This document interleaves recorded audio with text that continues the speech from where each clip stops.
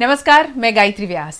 आज चर्चा का दिवस है क्योंकि रविवार है, मगर आज ये चर्चा एक खबर के साथ शुरू करने वाली हूं। ये खबर बहुत खास है, इसीलिए ध्यान से सुनिएगा। कल से वीएमसी बड़े पैमाने पर विश्वामित्री नदी की सफाई शुरू करेगी। नदी के रवाइंस, तालाब, भूखी कांस, बहुचराजी कांस, रूपारेल कांस, मसिया कांस, सभी नामांकित बेनामी बारिश के कांस से मलबे और अन्य कचरे को बाहर निकाला जाएगा। 5 जून पर्यावरण दिवस पर यह सभी कार्य को पूरा किया जाएगा। गुजरात प्रदूषण नियंत्रण बोर्ड जीपीसीबी संवेदनशील नागरिकों और प्रभावित लोगों को 6 जून से 10 जून तक साथ रखकर गुणवत्ता की जांच करेगा। विश्वामित्री नदी के रिस्टोरेशन एंड रिजुवेनेशन के सभी कार्य 30 फरवरी तक पूरे कर दिए जाएंगे। वडोदरा के नागरिकों को अब परेशान होने की कोई जरूरत नहीं है और ये जिसने खबर दी है उन्होंने नीचे लिखा है फेक न्यूज, फेक न्यूज। और एक और खास बात नोट लिखी है उन्होंने, कृपया इस समाचार की सत्यता की जांच करें। आशा रख रहे हैं कि खबर गलत ना हो। वडोदरा म्युनिसिपल कॉरपोरेशन को बधाई देना जरूरी बनता है, इसलिए उन्होंने लिखा है वडोदरा म्युनिसिपल कॉरपोरेशन को बधाई। वडोदरा के जिम्मेदार सक्रिय नागरिक थाली बजाए और दीप जलाए, ये लिखी है खबर जो मुझ तक पहुंची थी वडोदरा शहर के पर्यावरणविद रोहित प्रजापति ने, और उनको हमने स्टूडियो में बुलाया है कि ये खबर उन्होंने क्यों लिखी और हम तक जब पहुंची है तो लगा कि आप तक भी ये बात पहुंचनी चाहिए। रोहित भाई, बहुत बहुत स्वागत है इस चर्चा में। आपने क्यों लिखा ये, और फेक न्यूज भी कह रहे हैं आप, इसमें कोई सच्चाई नहीं है? नहीं, मेरा ये कहना है कि अगर जो लिखा है जी, वो अपेक्षा है लोगों की और नदी की अपेक्षा है कि अगर ये करना चाहिए, ये काम कानून के मुताबिक भी करना चाहिए। अभी तक विश्वामित्री को लेकर जितने सारे ऑर्डर निकले हैं या अलग अलग जो कंसर्न अथॉरिटी है उन्होंने जो डायरेक्शन नोटिस या खत लिखे हैं वडोदरा म्युनिसिपल कॉरपोरेशन को, तो इसी को लेकर लिखे हैं और ये करीब 10 साल में लिखे गए खत का परिणाम है। तो ये अपेक्षा करना जायज़ है। तो सोच रहे थे कि अच्छे सपने वाली ये बात है, तो मैंने लगा कि अच्छे सपने एक बार देखकर तो देखिए कि लोगों को क्या लगता है जी। तो मैं जब सुबह 4 बजे उठा, मुझे लगा कि क्या होना चाहिए, एक बार लिख देते कि ये कर रहे हैं। अगर ये कर रहे हैं ऐसा लग रहा है, अगर ऐसा अगर लोगों ने सोचना शुरू किया है तो हो सकता है हम ये करवा पाए। तो पर्पस ये है कि ये करवाने के लिए नहीं कर रहे, उस संदर्भ में लिखा है जी। और वडोदरा वासियों को खुश होने का भी इसमें जिक्र किया गया है।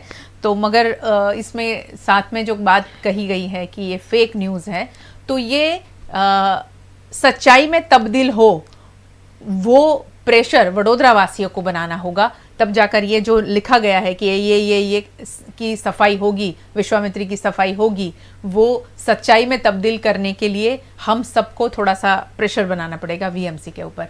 बारिश का मौसम नज़दीक है, तो वीएमसी क्या ऐसा करें जिससे हर 1 साल के बाद में जो बाढ़ आती है वो स्थिति खड़ी ना हो, और वीएमसी अभी कर क्या रही है? मैं आपको बता दूं कि वीएमसी फिलहाल कुछ जगह पे सफाई नहीं कर रहे, ऐसा मैं नहीं कह रहा हूँ, लेकिन जिस ढंग से सफाई की अपेक्षा है और जिस ढंग से बाढ़ का सामना लोग करते हैं, और उसमें 2 हिस्सा है। एक तो वाटर लॉगिंग है जी। हर जगह पे बाढ़ का प्रकोप नहीं है। कुछ इलाके बड़ौदा के ऐसे हैं जो विश्वामित्री नदी से काफ़ी दूर है और वहाँ पे भी घर में पानी जाता है।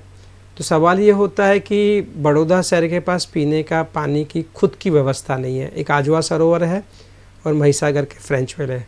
अभी वो नर्मदा से लेने की कोशिश कर रहे हैं, और नर्मदा कोई दरिया नहीं है कि पानी अहमदाबाद को दे पाएंगी, बड़ौदा को दे पाएंगी, अभी सौराष्ट्र कच्छ को दे पाएगी। तो अभी तो डैम में भी पानी नहीं है, तो पानी का खुद का स्रोत नहीं है। तो ये जो सफाई वाला मामला है वो अगर मैं कहूँ तो कॉरपोरेशन को अपने खुद के लिए अच्छा काम है, जिसमें एक मुद्दा है कि पानी की समस्या का सामना जो बड़ौदा कर रहा है उसका हल निकल सकता है, एक ये, और दूसरा बड़े पैमाने पे बाढ़ के वक्त या वाटर लॉगिंग जो होता है, बारिश जब एक दिन में ज़्यादा गिरती है तो उस वक्त जो नींद उड़ जाती है, उस वक्त जो लोगों का आक्रोश का सामना करना पड़ता है, या मेयर को रात को निकलना पड़ता है, कमिश्नर को रात को 2 बजे फ़ोन आते हैं, तो मैं तो मानता हूँ मैं उनके अच्छी नींद की बात कर रहा हूँ कि वो बारिश के मौसम में गर्म भजिए खाए, प्यार से अपने फैमिली के साथ बैठे और कोई समस्या का फ़ोन उन पर नहीं आए। उस अपेक्षा से उनके लिए ये बात है। उनके जो ऑफिसर है वो कम से कम बारिश के दौरान बारिश का मौसम का लुत्फ मतलब मज़ा ले पाए, उसी की वजह से है। और उसमें कोई ये रॉकेट साइंस की बात नहीं है, इसमें ऐसा कुछ नहीं है कि जो अगर हम 100 साल पीछे भी चले जाए और 100 साल पुरानी हमारी अगर हम समझ ले तो उसमें भी ये हम आराम से बिल्कुल ठीक ठाक 10 आउट ऑफ 10 मार्क मिलने पे कर सकते हैं, और उसमें कोई रॉकेट साइंस नहीं है। दूसरा मेरा मुद्दा ये है कि पानी को जहाँ जाना चाहिए, मैं लोगों को कहता हूँ कि पानी को जहाँ जाना चाहिए वहाँ पानी नहीं जा रहा है जी, पानी को जहाँ नहीं जाना चाहिए वहाँ जा रहा है।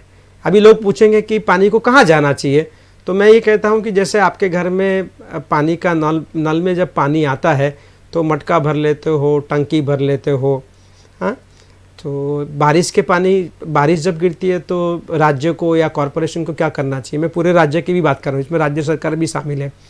तो पहला काम करना चाहिए कि ज़मीन के नीचे एक बड़ा मटका है, हाँ, वो हमेशा से बहुत सालों से भूखा है, उसमें बहुत जगह है, वो कहता है पानी मुझे चाहिए, तो वो नीचे पानी आप नीचे का जो मटका है वाटर रिचार्जिंग कर सकते हो, तो पानी को वहाँ जाना है। मगर वाटर रिचार्ज, सॉरी मैं बीच में इंटरप्ट कर रही हूँ, वाटर रिचार्जिंग कैसे होगा रोहित भाई? क्योंकि हर एक व्यक्ति अपने बारामदे में जगह नहीं छोड़, यानी मिट्टी वाली जगह नहीं छोड़ रहा है।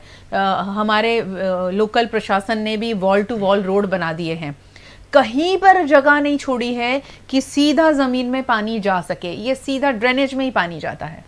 नहीं, मुझे लगता है कि जो कुदरती कांस थी, अभी जो हम कांस की बात करते हैं, वर्षादी कांस जो बनाई जाती है वो आर्टिफिशियल बनाने की बात है। कुदरती कांस का काम ही यही था कि वो कांस के जरिए जमीन में पानी जाना, और जो हमारी तालाब की व्यवस्था, अगर बड़ौदा को देख लो तो बड़ौदा की नदी विश्वामित्री और तालाब का बिल्कुल इंटरलिंकिंग है। जैसे मेरे शरीर में दिल है, हार्ट है, तो मेरी हार्ट का बाकी ऑर्गन के साथ सीधा कनेक्शन है, वही कनेक्शन था हमने तो विश्वामित्री का और सारे तालाबों का वो था, और वो रिचार्जिंग सिस्टम कर सकते थे। एक तो मुझे लगता है कि ये रिचार्जिंग व्यक्तिगत तौर पे बड़े पैमाने पे नहीं हो सकता। अगर हम ये कहें कि सोसाइटी वाले को कह दे कि आप करो, तो वो इतनी अच्छे ढंग से नहीं होता। As a matter of system Baroda में वाटर रिचार्जिंग सिस्टम बनाया जाता है, सारे इलाके में नहीं। कुछ इलाके ऐसे हैं कि जहाँ पानी नीचे जाएगा ही नहीं, जहाँ पे वेटलैंड को आपको जिंदा करना पड़ेगा। जैसे मैं वागोडिया वाला इलाका ले लूँ, मतलब कुछ इलाके ऐसे कि वहाँ रिचार्जिंग नहीं हुआ। लेकिन बड़ौदा की अगर इस तरफ की बात करें, जहाँ VNM का ऑफिस है, अलकापुरी वाला इलाका, तांदलजा रोड, वासना रोड, वो सारे जो पूरे इलाके हैं वहाँ वाटर रिचार्जिंग हो सकता है। और पानी की ज़रूरत है। और मैं आपको कहूँ बड़ौदा में कम से कम 50% से ज़्यादा ग्राउंड वाटर का इस्तेमाल लोग उस पर जिंदा है जी। 50% से भी ज़्यादा मैं कहूँगा। अगर वो पानी भी अगर आपको इस्तेमाल करना है, और आने वाले दिनों में आपको पीने के लिए भी इस्तेमाल करना पड़ेगा, अभी तो कुछ लोग पीने के लिए इस्तेमाल करते भी हैं, तो मुझे लगता है ये वाटर रिचार्जिंग का कोई शॉर्टकट नहीं है। और ये मैं मानता हूँ कि लोगों को बोलना पड़ेगा, या फिर लोग कहे कि अगर आप पानी रिचार्ज नहीं करते, वाटर टैक्स किस लिए लेते हैं हम लोग? कॉरपोरेशन हमसे पानी का जो टैक्स लेती है वो किस लिए? तो एक तो अच्छा पानी मिले इसलिए, तो अच्छा पानी देने के लिए उसको अच्छा पानी इकट्ठा करना पड़ेगा, उसकी मावजत मतलब उसको ठीक ठाक रखना पड़ेगा। तो ये सिस्टम वाटर टैक्स से जुड़ी हुई है। तो लोग कहते हैं कि हम आपको वाटर टैक्स नहीं देंगे। अगर और आप सोचते हैं कि गाड़ियाँ कॉरपोरेशन लेके जाती है ना, नो पार्किंग में करती है जी। तो अगर आप मुझे बताइए कि पानी गलत जगह पे किसी के घर में, सोसाइटी में पार्क होता है 2 दिन 3 दिन, तो हम किसको फाइन करें? फाइन गाड़ी वाले को करते हैं। तो मुझे लगता है कि मेयर और कमिश्नर को या स्टैंडिंग कमेटी के चेयरपर्सन को फाइन करना चाहिए कि आपका पानी जहाँ जाना चाहिए वहाँ नहीं गया, वो गलत जगह पे पार्क हुआ है। और ये मुझे लगता है सीधी सादी बात है, कानून में भी लिखा है। तो मुझे लगता है और कोई शॉर्टकट नहीं है जी। अगर लोग मानते हैं कि पीने का पानी चाहिए और अच्छा चाहिए और घर में पानी नहीं आना चाहिए, तो मुझे लग रहा है कि ये करना ही पड़ेगा, इसका कोई शॉर्टकट नहीं। और लोगों को इसको लेकर, जिस ढंग से लोग मंदिर मस्जिद को लेकर, हिंदू मुसलमान को लेकर पीछे पड़े हुए हैं, पानी को लेकर बात करना शुरू कीजिए। और अगर वो लोग नहीं करते, तो मैं तो अभी ये कहूँगा हम जैसे लोग अब छोड़ भी देंगे कि अगर लोग कुछ करने को ही तैयार नहीं तो भुगते। और कोई चारा नहीं है। हम जैसे लोग रिसर्च करेंगे, लिखते रहेंगे, लेकिन फिर हम इतना बड़ा पंगा नहीं लेंगे अगर लोगों को कुछ नहीं करना। तो मैं मानता हूँ कि लोगों को ये बार बोलना चाहिए। और मैं गुस्सा होकर लिखी हुई बातें जो आपने पहले पढ़ी, मैं 4 बजे उठा था, मुझे बहुत गुस्सा आया था कि अगर ये सीधी सादी बात लोग करने को तैयार नहीं है और इसके बारे में कुछ नहीं हो रहा है तो और कोई चारा नहीं है। ये तो आपने कहा कि हमारा स्थानीय प्रशासन जो बारिश का पानी जैसे चला जाता है, वेस्ट होता है, उसको भूगर्भ जल के तौर पर ज़मीन में उतारा जाए ताकि हमारा भूगर्भ जल जो बिल्कुल नीचे जा रहा है उसको मेंटेन किया जाए। अब बात खड़ी होती है, ये तो प्रशासन को करना चाहिए, मगर इंडिविजुअल लेवल पे अगर लोगों को हमें जागरूक करना है तो रेन वाटर हार्वेस्टिंग के बारे में आप बताएं, लोग कैसे ज़्यादा से ज़्यादा लोग उसका इस्तेमाल करें। मुझे लग रहा है कि लोग इकट्ठा होते हैं सोसाइटी लेवल पे जी, और मैंने काफ़ी देखे हैं फंक्शन जिसमें बड़े प्यार से नाचते हैं। वो गणपति महोत्सव हो, नवरात्रि हो, होली हो, उसके सिवा के बहुत फेस्टिवल मनाते हैं। कॉमन प्लॉट में खाने का इंतजाम होता है, टीक पार्टियां होती है। तो मुझे लग रहा है कि कॉमन प्लॉट सोसाइटीज़ में जहाँ पे भी है या कुछ सोसाइटी इकट्ठा होकर तय करे कि यहाँ वाटर, उनको मालूम है पानी कहाँ जाता है। मैं आपको बताऊं कि बारिश के दौरान अगर आप पानी में चलते हो तो पानी ही दिखाता है कि मुझे यहाँ जाना है। वो खुद कह रहा है कि मेरी ये जगह है, मुझे यहाँ जाना है। तो वो व्यवस्था सोसाइटी मिलकर कर सकती है और फिर उसको मेंटेन करने के लिए या पूरे बड़ौदा में हो उसके लिए कॉरपोरेशन को मतलब प्रेशराइज कर सकती है कहकर, लेकिन लोग खुद भी वाटर रिचार्जिंग कर सकते हैं। मुझे लगता है लोगों को करना पड़ेगा अगर वो चाहते हैं कि उनके जो बच्चे घर में है वो बड़े होने वाले हैं और ज़िंदा रहने वाले हैं। अगर आप ये मानते हो कि प्रलय होने वाला है, अभी आने वाले 10 साल के बाद दुनिया नहीं रहेगी तो ठीक है। अगर आपको लग रहा है कि 10 साल के बाद दुनिया रहनी चाहिए, अच्छी रहनी चाहिए, तो ये वाटर रिचार्जिंग वाला जो सिस्टम है वो सोसाइटी के लोग मिलकर कर सकते हैं। इसमें बहुत बड़ा खर्चा नहीं है। कम से कम गणपति या नवरात्रि में या बाकी फेस्टिवल में आप खर्चा करते हो उतना महंगा हमारी बात नहीं, हमारी बात बहुत सस्ती है और ये हो सकती है। जी, बहुत बड़ी बात कही कि हम लोग कितना ज़्यादा खर्च करते हैं हर फेस्टिवल को मनाने के लिए। और मैं तो कहती हूँ कि हर फेस्टिवल में पानी का भी बहुत ज़्यादा इस्तेमाल होता है। तो उसी पानी का, जहाँ आप इतना खुशी खुशी उस पानी का इस्तेमाल करते हैं, तो उस पानी को बचाने के लिए भी इकट्ठा होने की बहुत ज़्यादा ज़रूरत है। अगर आज हम नहीं जागे तो कल मुझे लगता है कि नींद तो उड़ जाएगी, आंखों से आंसू भी निकलेंगे, क्योंकि हमारे पास में पीने के लिए और पीने के लायक पानी नहीं बचेगा अगर हमने ये भूगर्भ जल को नहीं संभाला। रोहित भाई, क्या ऐसा हो सकता है कि जहां पर बोरिंग किया हुआ है, बोर सिस्टम लगाया हुआ है, उतने ही पोर्शन को मिट्टी का रखा जाए, वहाँ कोई कंक्रीट न किया जाए या पेवर ब्लॉक न लगाए जाए, तो एटलीस्ट वहाँ तो, और वहाँ सारा पानी अगर छोड़ा जाए तो भूगर्भ जल को मेंटेन किया जा सकता है? नहीं, वो अकेले बोर को, जिस बोर का आप इस्तेमाल करते हो उसको रिचार्जिंग करने का बहुत कॉम्प्लिकेटेड है जी। आपको एक सिस्टम ही बनानी पड़ेगी। वो सिस्टम बन सकती है अगर गणपति महोत्सव में इतना बड़ा अच्छा पंडाल बन सकता है, नवरात्रि में बड़ौदा इतना सब कुछ कर सकता है, तो ये तो 10% में 1%, टाइम भी 1% मैं मांग रहा हूँ और पैसा भी 1%, वो हो सकता है। उसमें कोई रॉकेट साइंस नहीं है। तो मुझे लग रहा है कि इसके बारे में अलग से सोच के करना चाहिए। और एक आपको अब सबको याद रखना पड़ेगा कि एक पुरानी स्टोरी है कि राजा ने कहा कि पाँव में धूल रखती है, तो राजा ने एक्सपर्ट को बुलाए, उस वक्त के एक्सपर्ट को। उन्होंने कहा कि पूरी पृथ्वी को चमड़े से मढ़ दी जाए। फिर उस वक्त बात आई तो कुछ लोगों ने कहा कॉमन सेंस है कि नहीं, जूते पहने जाए। तो मुझे लग रहा है कि वो पेवर ब्लॉक वाली दुनिया अभी भी जिंदा है, जिसने कहा था कि चमड़े से पूरी पृथ्वी को कवर कर दिया जाए। वो चमड़े से कवर करने वाले लोग आज भी यूनिवर्सिटी में एक्सपर्ट है। आज भी सरकार के साथ ये एक्सपर्ट्स लोग कह रहे हैं कि 40-60 में या 80-20 में पेवर ब्लॉक से पूरी सोसाइटी को, मतलब पूरे बड़ौदा को कवर कर दो। तो उसके खिलाफ भी लोगों को बोला, मुझे पेवर ब्लॉक तोड़ने का काम शुरू करना पड़ेगा और ये कर सकते हैं और ये सबके भले के लिए। नहीं तो फिर मेडिक्लेम ले लो, मतलब मेडिक्लेम अगर आपका 25 लाख का है तो 1 करोड़ का कर दो, 1 करोड़ का है तो 2 करोड़, मतलब मेडिक्लेम में पैसा इन्वेस्ट करो, आपको उसकी ज़रूरत पड़ेगी और आपको इसका इस्तेमाल करना पड़ेगा। और किडनी जो है आपकी, वो तो आपको मान लो कि बड़ौदा से नहीं, बहुत जगह पे पूरे गुजरात में कह सकता हूँ बहुत बुरी हालत में, किडनी, लिवर मतलब वाटर को लेकर जो आरोग्य के प्रश्न है, जो लोग देख रहे हैं वो अपने किडनी से बात करके देखें, अपने लीवर से बात करके, अपने जो दवाइयाँ खा रहे हैं उसको लेकर देखें, तो ये पानी से सीधा रिलेटेड मुद्दा है।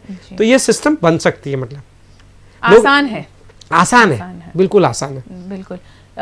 रोहित भाई जिस तरह बता रहे हैं वो कोई भी बहुत ही डराने वाली बात नहीं है, ये कॉमन बात है जिसको हम लोग शायद इग्नोर करते हैं, आम व्यक्ति उसके बारे में सोचता नहीं है। पेवर ब्लॉक निकालने वाली जो बात कही है, ठीक है, शायद वो मुमकिन ना हो क्योंकि वो तो पर्यावरणविद है, इसीलिए वो कहते हैं। हम आम इंसान की बात करें तो आम इंसान शायद ना सोचे कि नहीं हम नहीं निकाल पाएंगे। तो क्या आप थोड़ी सी जगह कर सकते हैं मिट्टी के लिए?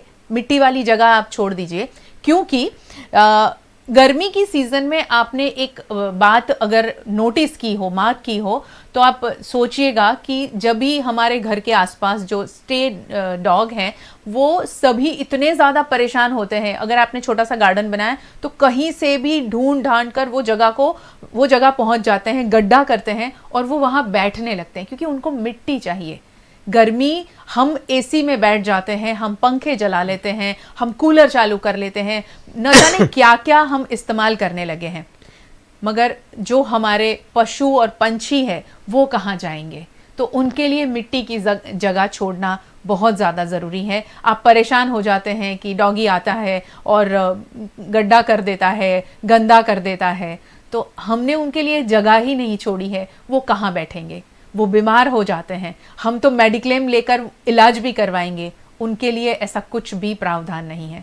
तो उसके बारे में सोचना बहुत ज़्यादा ज़रूरी है। बहुत सारी चीज़ें उससे फ़ायदा हो जाएगा। वो मिट्टी वाली ज़मीन उनको बैठने के लिए काम लगेगी, कीड़े मकोड़े अब नज़र नहीं आते हैं, उनको वो जगह मिलेगी।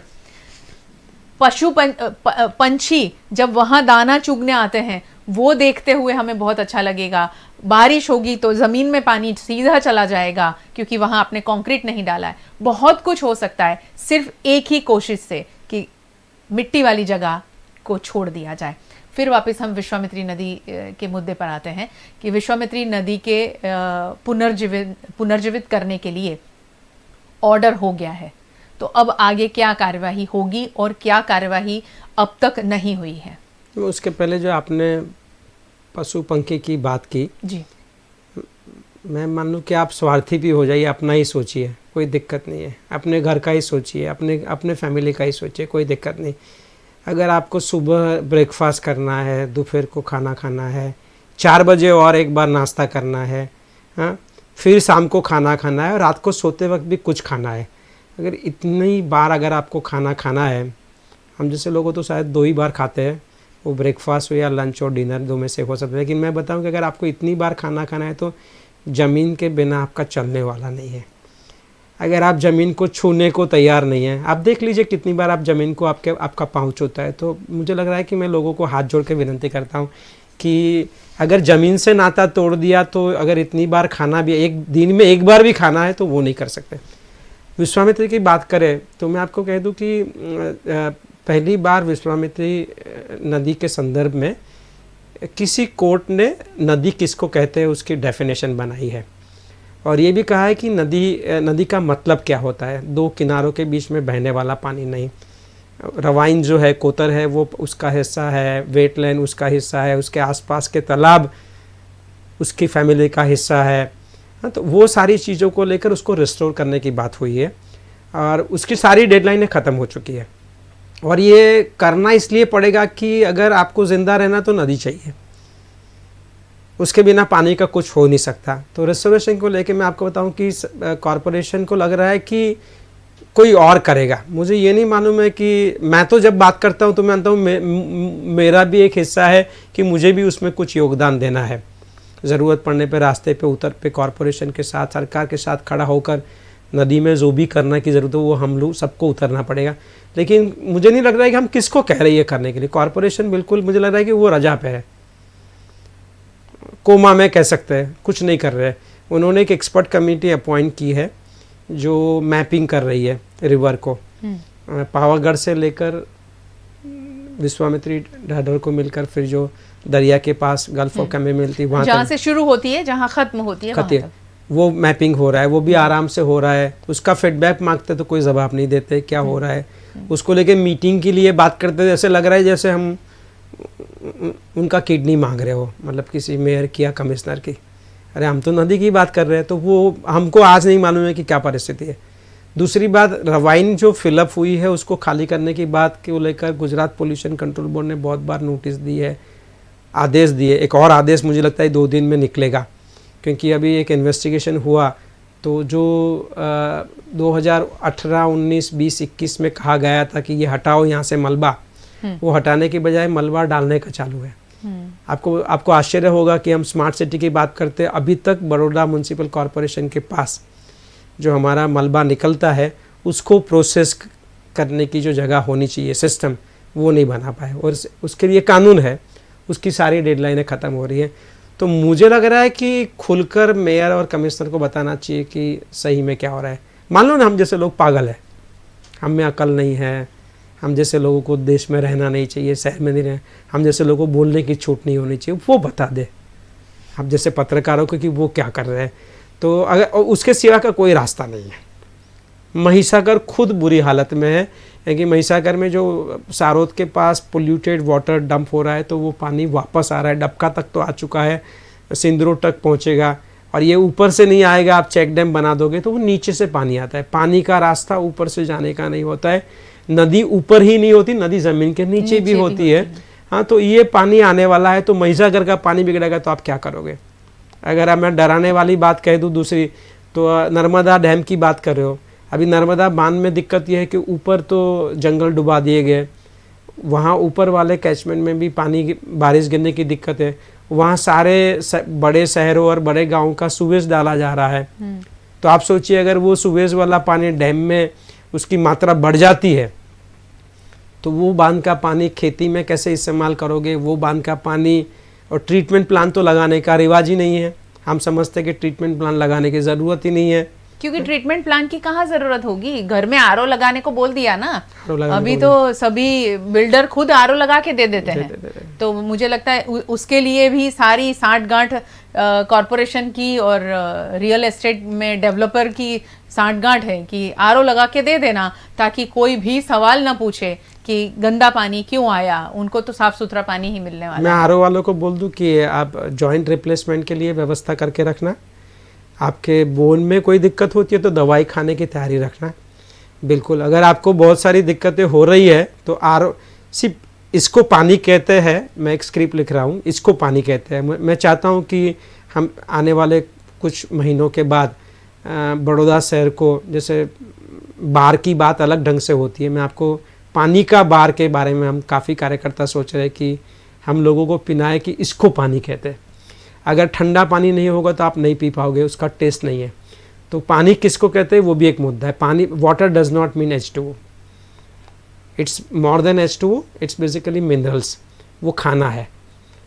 तो ये घर घर में आरओ, घर घर में छतरी है। मैं तो कभी हंस के कहता हूँ कि अगर कोई शादी में आपको बुलाता है, पंडाल नहीं लगाता है और हर व्यक्ति छतरी लेके लाइन में खड़ा हो के धूप में, अभी तो मई महीने में शादी होती है ना, तो खाना खाता है तो कैसा लगेगा। अगर वो चित्र बुरा लग रहा है तो हर घर में आरओ मुझे वही दिखता है। मैं तो सोच सकता हूँ कि आप जैसे लोग डॉक्यूमेंट्री बना सकते हो, हर घर में आरओ दिखाने का, फिर शादी के पंडाल में लोग छतरी लेके खड़े और खाना ले, क्यों बोले पंडाल क्यों लगाने का। आपका हर व्यक्ति को हमने कंकोत्री के साथ छतरी दी है, अगर कंकोत्री के साथ छतरी देने से काम चलता है तो आरओ से काम चलेगा, मुझे कोई दिक्कत नहीं है। अगर आप वो मॉडल स्वीकार करें, हर घर में छतरी नहीं होनी चाहिए। घर में आरओ होने का मतलब है कि आपका सिटी स्मार्ट सिटी नहीं है। जी, आरओ ने, रोहित भाई, मटके की जगह ले ली है। हमारे घरों से मटका निकल गया है। नहीं, मटका कई लोगों के घरों से मटका निकल गया है, सिर्फ आरओ सिस्टम है और सीधा वहीं से पानी पिया जाता है। तो यानी आप हमारे संस्कृति को भी मिट्टी चली गई, वहीं से भी वो मिट्टी भी चली गई। घर में वो मिट्टी थी, मटके वाली मिट्टी, वो भी ले ली।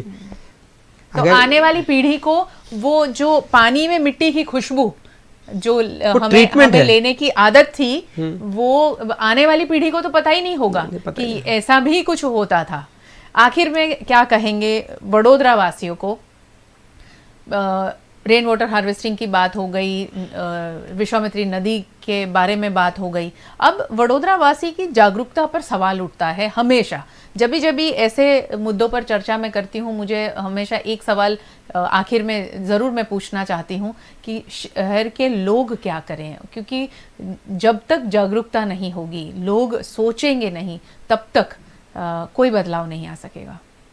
मैंने एक बार तो कह चुका हूँ, मैं दोबारा कहता हूँ कि बारिश के दौरान या अभी अगर आप एक दिन अपना निकाल सकते हो अपने फैमिली के साथ या अपने दोस्तों के साथ, शाम को एक छोटा सा अगर सोसाइटी में इकट्ठा हो सकते हो तो इसको लेकर बात कीजिए। ये बहुत भयंकर बात है। ये 47 जो दिख रहा है ना, 46, 47, इससे बुरी हालत तो नहीं है। मिलकर एक बार कल के बाद, हिंदी में फिल्म है, उसको अंग्रेजी में उसका नाम है डे आफ्टर टुमारो, वो फिक्शन है, वो भी देख लीजिए। मतलब मुझे तो 10 साल की बात की दुनिया बहुत खतरनाक दिखती है। मेरी नींद उठ जाती है जब मैं 10 साल के बाद की दुनिया सोचता हूँ। तो मुझे लगता है कि लोग इस पर बात करें। और मैं लोगों को ये कह रहा हूँ, इसमें कोई बड़ी हम आपसे आपकी ज़िंदगी का बड़ा हिस्सा नहीं मांग रहे, और वो आपके लिए ही मांग रहे हैं। आपके घर में जो बच्चे बड़े हो रहे हैं, जिसको लेकर आप चिंतित हो कि वो कहाँ पढ़ेगा, कहाँ पढ़ेगी, वो यूएस जाएगी, कनाडा जाएगी, उसका अच्छा भविष्य बने, तो पानी उसके साथ सीधा शामिल है। प्रदूषण का मामला, पर्यावरण का मामला उसके साथ सीधा जुड़ा हुआ है। आप नहीं चाहते कि आपके बच्चों को आप अच्छा कुदरत, अच्छा माहौल दे के जाए। तो ये बात करने से मुझे लगता है कि अगर सोसाइटी के लोग सिर्फ मिलकर गणपति में जितना टाइम निकालते हैं, उतने दिन नहीं, साल में अगर 3-4 दिन ठीक ठाक निकाले, या मैं कह दूं कि अगर ठीक ठाक बहुत अच्छे ढंग से करना है तो अगर आप महीने में 2 या 3 घंटा रोटेशन में निकाल के कॉरपोरेशन के साथ बैठकर और खुद भी अपनी सोसाइटी के आसपास ये करने की कोशिश करते हो तो एक दबाव बनेगा। और मुझे मानता है कि अगर ये कोशिश की तो आपको मालूम पड़ेगा कि कितनी कम पैसे में या कितने कम श्रम में आप कितना बड़ा बदलाव ला सकते हो, और ये मुमकिन है। और इसमें मुझे अरे और इसके बिना जिंदा रहना मुश्किल है। और विश्वामित्री नदी के संदर्भ में भी ये जो बातें हो रही है, उसमें वो अपना सुर मिला सकते हैं। उसमें हर जगह पे हम आपको मोर्चे में आने को नहीं कह रहे, धरने में आने को नहीं कह रहे, हम आपको जिंदाबाद मुर्दाबाद बोलने को नहीं कह रहे। मैं इतना ही कह रहा हूँ कि आप जहाँ बैठे हो घर में, वहीं से भी ये बात कहो ना कि क्या होना चाहिए, कैसे होना चाहिए। और कुछ चीज़ें आप अपनी सोसाइटी या अपने घर के आसपास करो। आपके बच्चों का अच्छा एजुकेशन होगा, उनको समझ में आएगा जिंदा रहने के लिए क्या करना चाहिए और सही क्या है, गलत क्या है। व्हाट्सएप मैसेज फॉरवर्ड करने के लिए बहुत समय मिलता है, व्हाट्सएप मैसेज पढ़ने के लिए बहुत समय मिलता है, रील्स देखने के लिए बहुत समय मिलता है। क्या पर्यावरण के लिए सोचने के लिए आप समय निकाल सकते हैं? निकालिएगा ज़रूर। हमारे पहले की पीढ़ी, उनसे पहले की पीढ़ी, उनसे पहले की पीढ़ी की हम बात करें तो वहाँ से चला आ रहा है कि उन्होंने समंदर, नदी, तालाब में पानी देखा। आज की पीढ़ी बोतल में पानी देख रही है। आने वाली पीढ़ी सिर्फ आंसुओं में पानी देखेगी। ये नौबत न आए उसके लिए बहुत सारी चीज़ें सोचने की ज़रूरत है।